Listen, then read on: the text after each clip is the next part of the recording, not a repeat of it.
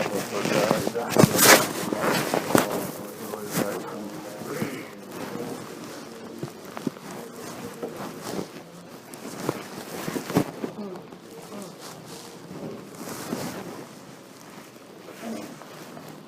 الله أكبر الله أكبر لا إله إلا الله والله أكبر الله أكبر ولله الحمد. الحمد لله المنعم المحسن الديان ذي الفضل والجود والإحسان ذي الكرم والمغفرة والامتنان. الله أكبر لا إله إلا الله والله أكبر الله أكبر ولله الحمد. ونشهد أن لا إله إلا الله وحده لا شريك له. ونشهد أن سيدنا ونبينا ومولانا محمدا عبده ورسوله الذي أرسل حين شاع الكفر في البلدان. صلى الله تعالى عليه وعلى آله وأصحابه ما لمع القمران وتعاقب الملوان. الله أكبر لا إله إلا الله والله أكبر ولله الحمد. أما بعد فاعلموا أن يومكم هذا يوم عيد لله عليكم فيه عوائد الإحسان ورجاء نيل الدرجات والعفو والغفران. الله أكبر لا إله إلا الله والله أكبر ولله الحمد. وقد قال رسول الله صلى الله عليه وسلم إن لكل قوم عيد وهذا عيدنا. الله أكبر لا إله إلا الله والله أكبر ولله الحمد. وقال رسول الله صلى الله عليه وسلم إذا كان يوم عيدهم يعني يوم فطرهم باها بهم ملائكته فقال يا ملائكتي ما جزاء أجير وفى عمله. قالوا ربنا جزاؤه أن يوفى أجره. قال ملائكتي عبيدي وإمائي قضوا فريضتي عليهم ثم خرجوا يوجون إلى الدعاء وعزتي وجلالي وكرمي وعلوي وارتفاع مكاني لأجيبنهم فيقول ارجعوا قد غفرت لكم وبدلت سيئاتكم حسنات. قال فيرجعون مغفورا لهم.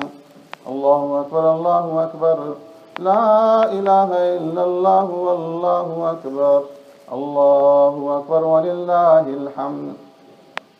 وعن ابن عمر رضي الله تعالى عنهما قال فرض رسول الله صلى الله عليه وسلم زكاة الفطر صاع من تمر أو صاع من شعير على العبد والحر والذكر والأنثى والصغير والكبير من المسلمين وأمر بها أن تؤدى قبل خروج الناس إلى الصلاة. الله أكبر لا إله إلا الله والله أكبر ولله الحمد.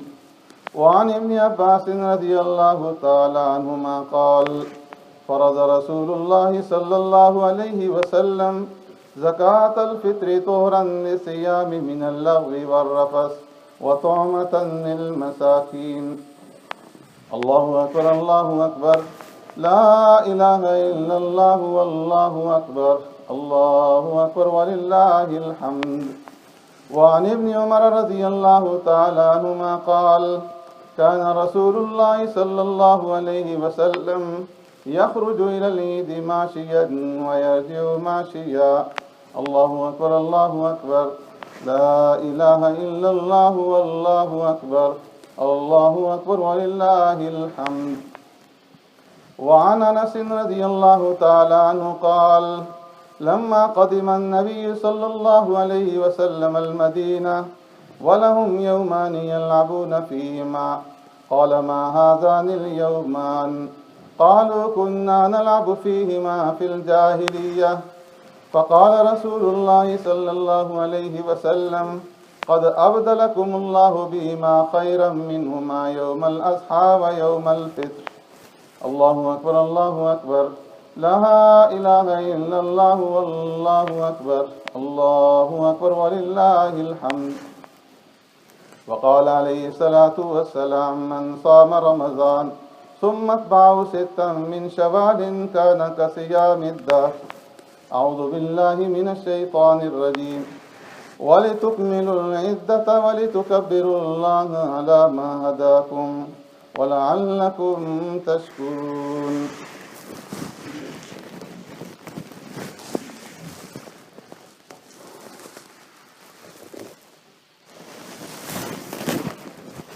الله أكبر الله أكبر، لا إله إلا الله والله أكبر، الله أكبر ولله الحمد. الحمد لله نحمده ونستعينه ونستغفره ونؤمن به ونتوكل عليه ونعوذ بالله من شرور أنفسنا ومن سيئات أعمالنا. من يهده الله فلا مضل له ومن يضلل فلا هادي له. ونشهد أن لا إله إلا الله وحده لا شريك له. ونشهد أن سيدنا ونبينا ومولانا محمدا عبده ورسوله صلى الله تعالى عليه وعلى آله وأصحابه وبارك وسلم تسليما كثيرا. الله أكبر الله أكبر، لا إله إلا الله والله أكبر، الله أكبر ولله الحمد. أما بعد، فقد قال الله تبارك وتعالى في القرآن المجيد والفرقان الحميد في شأن حبيبه: أعوذ بالله من الشيطان الرجيم. إن الله وملائكته يصلون على النبي يا أيها الذين آمنوا صلوا عليه وسلموا تسليما.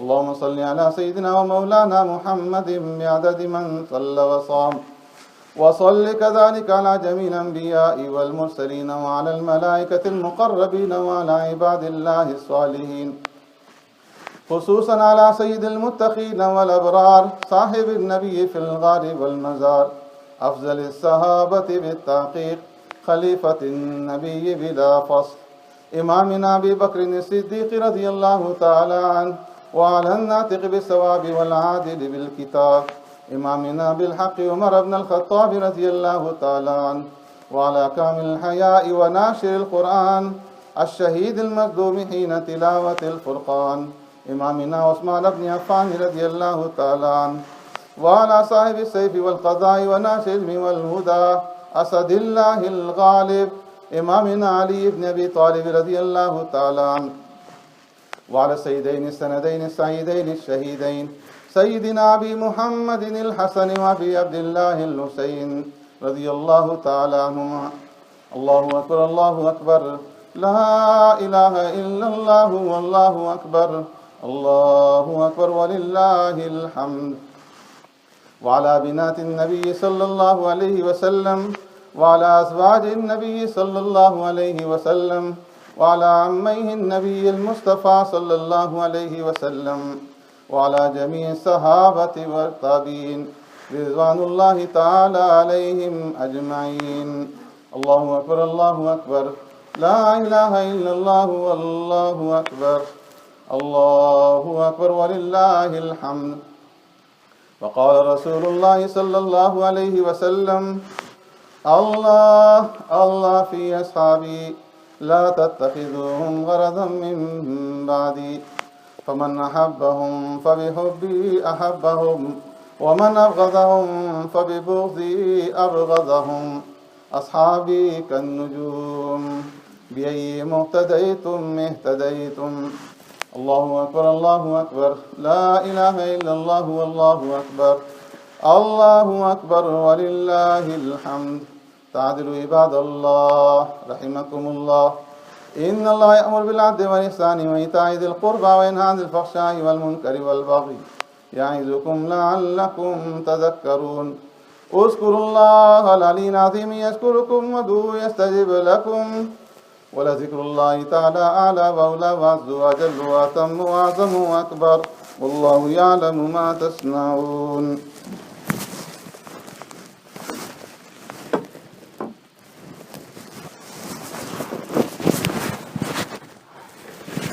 اللهم صل على محمد وعلى آل محمد كما صليت على إبراهيم وعلى آل إبراهيم إنك حميد مجيد. اللهم بارك على محمد وعلى آل محمد كما باركت على إبراهيم وعلى آل إبراهيم إنك حميد مجيد. لا إله إلا أنت الحليم الكريم. سبحان الله رب العرش العظيم. الحمد لله رب العالمين. نسألك موجبات رحمتك وعزائم مغفرتك والغنيمة من كل بر والسلامة من كل اسم. لا تدع لنا ذنبا إلا غفرته ولا هما إلا فرجته ولا دينا إلا قضيته ولا حاجة من حوائج الدنيا والآخرة هي لك رضا إلا قضيتها يا أرحم الراحمين يا أرحم الراحمين.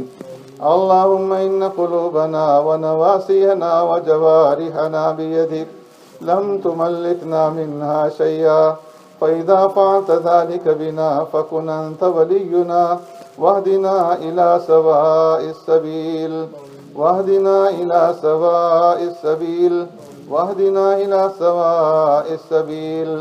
اللهم اهدنا واهد بنا. اللهم اجعلنا هداة مهتدين.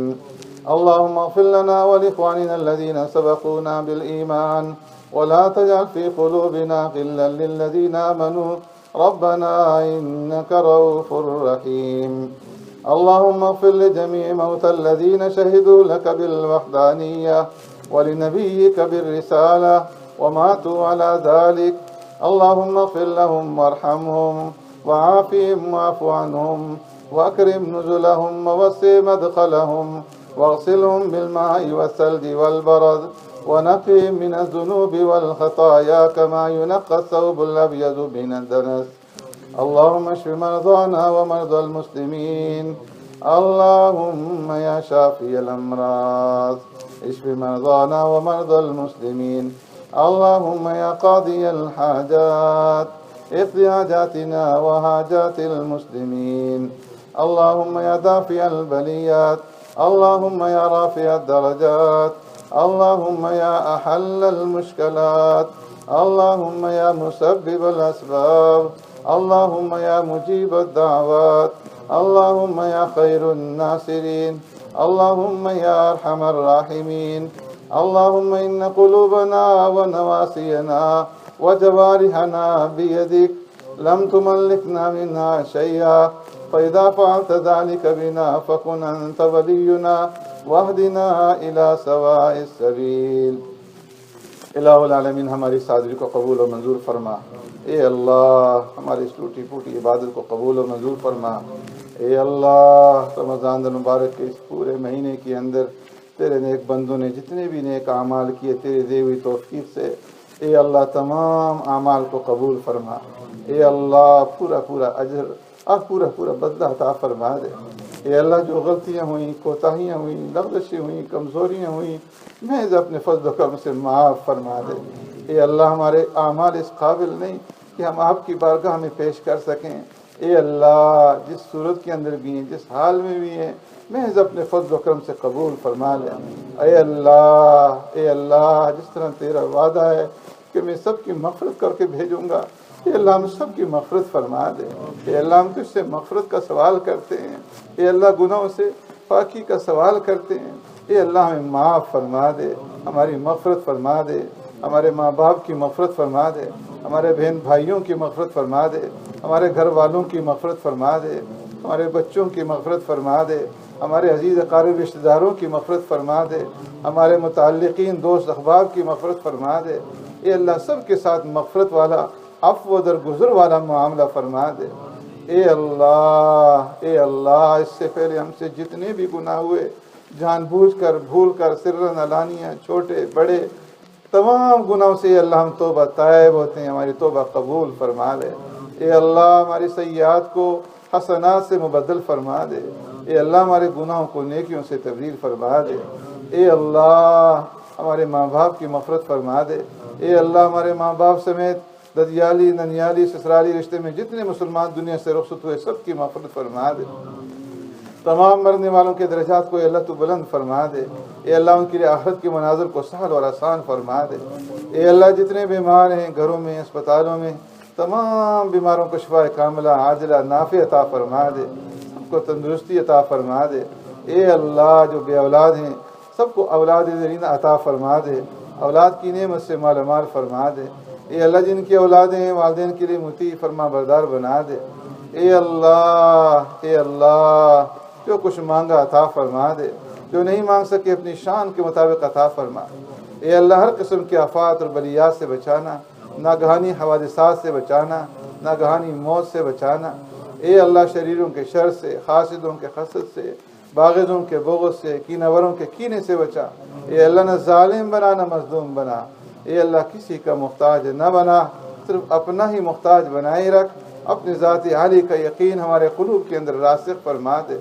اے اللہ مرنے کے بعد کی زندگی ہمارے لیے آسان فرما دے، ہماری قبروں کو ہمارے لیے منور فرما دینا، اے اللہ ہماری قبروں کو جنت کے ٹکڑوں میں سے ٹکڑا بنانا، اے اللہ جہنم کے گڑھوں میں سے گڑھا نہ بنانا، اے اللہ قبر کے سوال جواب ہمارے لیے آسان فرما دینا، حد نگاہ تک ہماری قبروں کو وسیع فرما دینا، اے اللہ قیامت کے دن کی ہولناکی سے بچانا، پیارے پیغمبر صلی اللہ علیہ وسلم کی شفاعت نصیب فرمانا، اعمال نامہ دائیں ہاتھ میں نصیب فرمانا، بائیں ہاتھ کے اعمال نامے سے بچانا، اے اللہ قیامت کے دن کی ذلت اور رسوائی سے بچانا، اے اللہ تو ستاری اور پردہ پوشی فرمانا، اے اللہ پولیس رات سے بجلی کی طرح گزار دینا، اے اللہ جہنم سے بچانا، جہنم سے بچانا، جہنم سے بچانا، بغیر حساب کتاب کے اللہ جنت الفردوس نصیب فرمانا، اے اللہ جب تک زندہ رہیں دین اسلام پہ زندہ رکھ، جب وقت اخیر آئے ایمان کامل کے ساتھ موت نصیب فرما، نزع کی سختی ہمارے لیے آسان فرما دینا،